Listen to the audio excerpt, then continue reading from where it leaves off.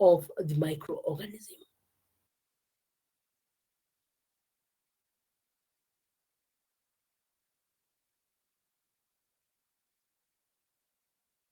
Synthesis, again, you usually look at the syntheses which are not very complex, and you can, if you are synthesizing the cycloserine, you say because it's a simple molecule, you can do total synthesis, and therefore you're starting with 3 propionic acid. 1, 2, 3. You can see that's the propionic acid, and it is 2 amino. Remember, again, we did mention about you must remember which groups take priority. Carboxylic group takes the first priority. Anywhere you find the carboxylic acid, the basic structure will be a carboxylic acid. That's why we are saying propionic acid. So we cannot consider this amino or that hydroxy. You see, this amino group it can give us amines, or the hydroxyl group can give. So this, because of the presence of carboxylic group, which in nomenclature takes first priority, this compound must be named as a carboxylic acid. And no wonder now we go for the longest chain that has a carboxylic acid, and it's 1, 2, 3 propionic acid. And then we look at the substituents. Again, we remember that, of course, alphabetical order, and of course alphabetical order, and to make sure the substituents, of course, have the lowest numbers possible. But for sure here, carboxylic acid, they must take first number, so that's what will be number 1, number 2, and number 3. So drugs becomes 2 amino, 3 hydroxy propionic acid. Again, very important to remember the alphabetical order is also of importance. So you start with 2 amino, 3 hydroxy propionic acid, and you have methanol in acidic media. So you have methanol in acidic media, and if you have methanol, the carboxylic acid can undergo esterification to give the methoxide. So that, to give us the ester, which will be, because it is 2, 1, 2, 3, it will be the propionate. 1, 2, 3, it will be the propionate ester. So 2 amino against 2 amino. You are considering that is our first group. 2 amino, 3 hydroxy methyl propionate, because it is an ester. So 2 amino, remember this 2 amino, 3 hydroxy methyl propionate, because that is methyl and propionate. Again, there are people, sometimes they name them differently, but nevertheless, that's also a good way of naming it. 2 amino, so 2 amino, 3 hydroxy, and then methyl propionate. So that is our condensed product. Then you react it with phosphorus pentachloride. React with phosphorus pentachloride, and the phosphorus pentachloride, the chloro group will be able to replace the hydroxyl group. Whenever you put a hydroxyl group, that hydroxyl group usually is an electron withdrawn through inductive effect, and therefore it usually makes the adjacent carbon highly reactive, makes that adjacent carbon highly reactive, and now you add ammonium, this is hydroxyamine, you add hydroxyamine plus methanol plus and hydrochloric acid, I think, will be coming out. The hydrochloric acid will be coming out. So you add hydroxyamine plus methanol, and you will be losing hydrochloric acid. You'll be losing this chloro group and a hydrogen from there. So once you do that, then there is cyclization. You can see now that CH2 must become that. So this CH2 will come here as a CH2. This CHNH2, this C double bond O is that C double bond O there. So these are the ones now which come from the original structure up to there. Then you see if the hydroxyamine. So hydroxyamine will join there and there. So these NHO, these are from the hydroxyamine. So you can see, if you look at this structure, CH2, CHNH2, C double bond O are a compound. So you react that propionate with hydroxyamine, with methanol, and you will be able to get your cycloserine. And as we have said, we require cycloserine with a specific stereochemistry. Of course, this carbon is a chiral center. That is the only carbon with a chiral center, and therefore we are saying we require dicycloserine, because the dicycloserine is the one which will have structural resemblance with D-alanine, and it is the D-alanine that the amino acid that the mycobacteria tuberculosis goes for, and not the L-alanine. It's readily absorbed after oral administration and is widely distributed, including the CNS.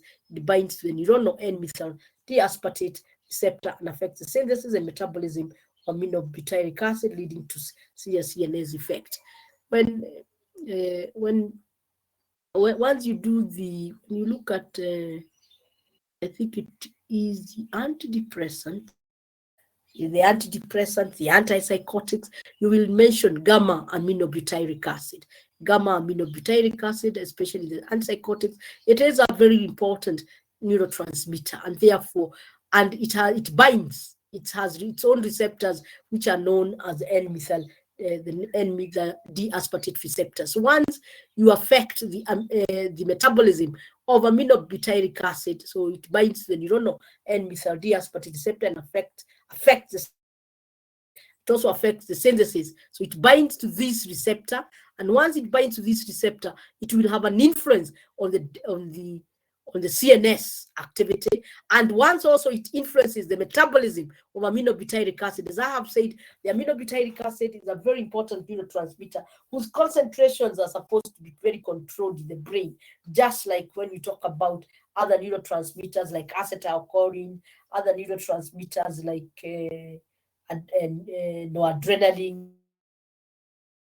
noradrenaline, other neurotransmitters like serotonin and so on. So even the gamma aminobutyric acid is a very important neurotransmitter, needs to be well controlled. So if you have any drug that has an influence or binds these receptors in the brain and also has an influence on the aminobutyric acid, it will lead to what we are talking about, a serious CNS effect. But now again, if the patient does not have any other choice, then you will use it with very strict control, under very strict control, if it is the only drug that can help this patient, because we are saying even TB will kill.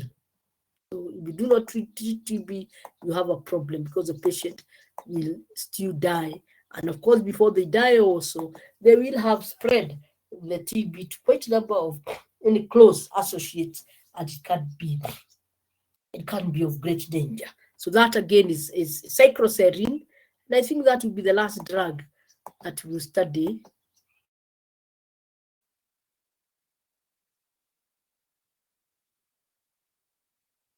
We have looked at the aminoglycosides. We had also earlier looked at the macrolides, so I'm not going through them again. The only class of drugs I think we did mention also, and the second line will be now the quinolones.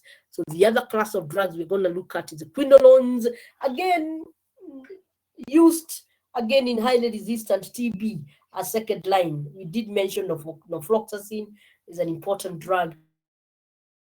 And therefore, now the last category of drugs we look at for management of TB will be quinolones. And we are moving because all those are under the unit you're supposed to study. So we will also look at the quinolones as the final class. So you look at it the way you have looked at the aminoglycosides broadly, so that we study all the members of the quinolones. That includes the norfloxacin, ciprofloxacin, and so on.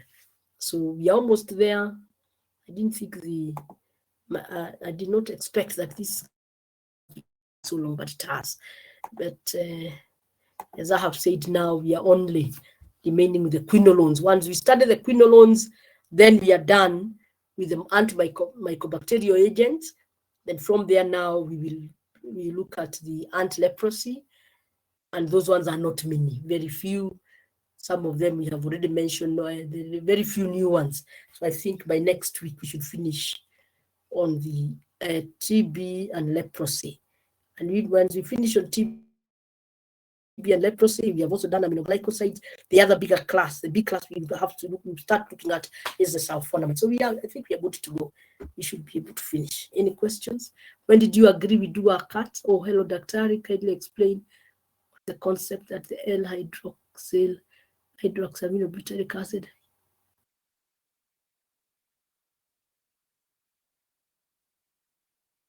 Yes, I do understand what you're saying, but sometimes you can put a group that kind of can send its effect. So this group we are putting in here, the amino, the butyric acid, the L-hydroxy aminobutyric acid, although it is not directly attached to those positions that you have talked about, it has been shown to bring about resistance towards the deactivating enzymes that we mentioned. Sometimes you cannot really be able to explain why. It can be an effect because it is electron withdrawing. It could bring steric hydrants. Sometimes they do not explain why, because some of those effects, as I said earlier, are observed during clinical trials. So when you do clinical trials, some of those effects are observed, and some of them are a little bit difficult to explain. There is no specific explanation, but it is found. Of course, one of them is very direct, and when you put the L-amino hydroxy aminobutyric acid on that one amino group, definitely the steric hydrants, you have shielded the amino group from deactivation by AAC. But the others you really cannot explain. But somehow, for whatever reason, that group is able to shield amikacin from deactivation from most of those enzymes, apart from the ones we said, the position 4 hydroxy deactivation and the 6 amino deactivation. So some of that very easy to explain. I have not seen any explanation anywhere, but the addition of that group comes with those effects. And as I have said, those groups that you put sometimes can have shielding effects. They can bring in electronic effects in terms of electron withdrawing, and therefore bring about those effects. But that has not, I'll try and look it up, but I have not seen that explanation, why that group is able to stabilize the amikacin from deactivation from some of those enzymes, and yet it does not bind those groups, as you have said. But all we are saying is that it could be, it's coming in, it has an influence on the electronic nature or electronic position of those groups, and therefore bring that effect. But I haven't seen it explained anywhere. So that was a very good. That is something very important that you have noted. So it is not explained, but I will look it up again. But I have not seen explanation. But addition of a certain group at a certain position can have an influence on, as I have said, the electron density of a certain position, and in influencing the electron density of a certain position, it can decrease the reactivity or increase the reactivity depending on what group you have. So that could perhaps have an influence, but I'm saying your wise thought is as good as mine, because I have not found explanation in any of the books, but I will look it up. But I can only think of influencing the electron density at that position. And in influencing the electron density, or the way these groups perhaps oriented within the molecule, perhaps also bringing in shielding activity, or bringing in spatial shielding. And once the molecule or one of those positions have some, could also bring about this stability. But as you can see, this group is quite far from the three prime position. It's also very far from the 2' position. But remember, when we look at these molecules, we are seeing them as very huge in the structures. But of course, when they exist, these are very small molecules. It could be because these molecules is huge, the L-amino butyric acid molecule could be, it also introduces steric hydrants, and the accessibility of those enzymes, deactivating enzymes to those specific positions, is restricted. I'm only saying that is what I would think, but I haven't seen that explanation anywhere. Is there any other question? I hope I have answered your question. Any other question? So I think now what you can do, classify again the quinolones according to their generation. They are classified according to their generations, and also draw their structures through their structures, and we should be able to discuss them next time. And hopefully, as I have said, we should finish. And they are not a large group. I'm hoping we can move a little bit fast, finish on them if possible, also start on Mycobacteria leprae. And if we do that, then we only be left with one main group to study. Class rep, kindly also discuss with the student. Let's know, the more it becomes, the more we study, the more the CAT becomes like a main exam. So I think it is good for us to, and if for some of them, I don't know whether we'll be able to do 2 CATs, but at least it's good enough to do the CAT early enough so that you prepare early and you start reading for your main exam. Can we also sign in? Thank you for your patience.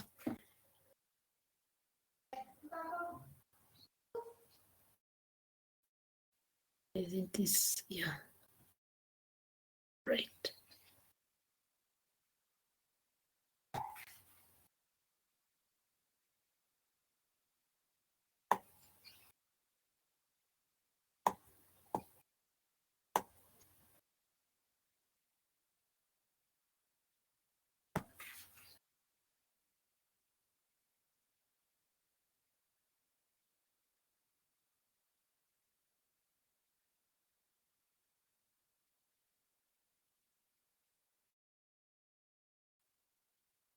To protect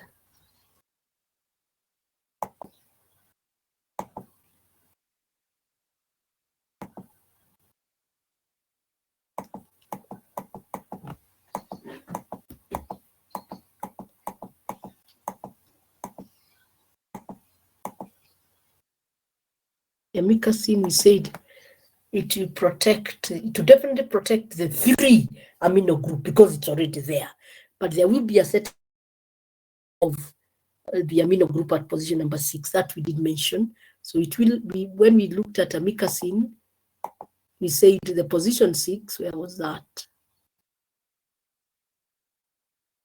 Into,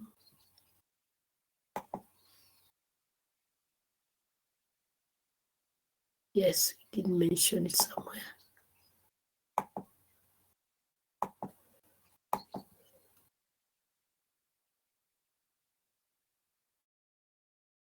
Yes, we did mention it, I think, here. So we did mention that this group susceptible only against the action of AAC 6' amino group, because 6' amino group, but not the 3 amino group. So this is the 3 amino group. Remember, this 3 amino group was also susceptible to AAC. So this one is still susceptible, and the 4' OH.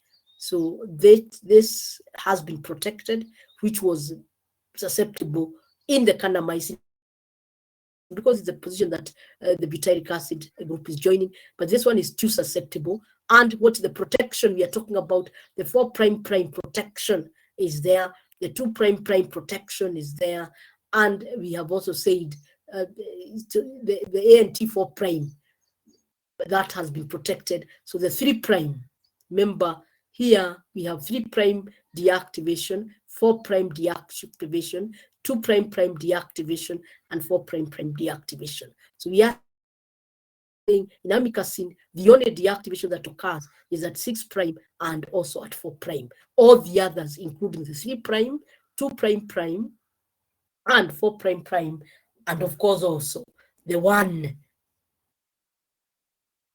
amino groups, all of them have been protected from deactivation. So in other words, it's only 2 points within amikacin that still undergo deactivation as compared to kanamycin,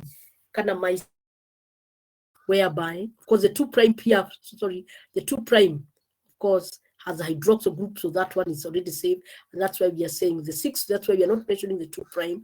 The 6' is still exposed, susceptible. The 4' still susceptible. So the 3' protected, the 1 protected, the 2' protected, and the 4' although it still has a secondary equatorial hydroxy alcohol, it's still protected. So indeed, there is quite of protection. There is quite some degree of protection that is provided.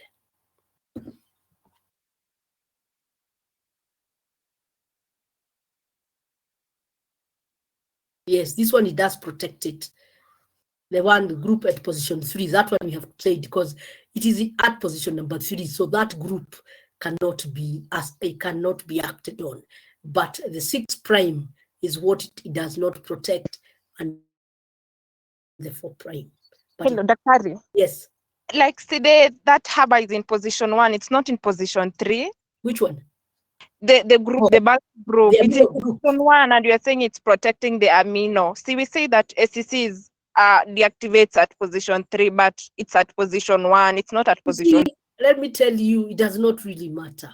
This amino group is the same. Are we together? This amino group and that amino group is the same.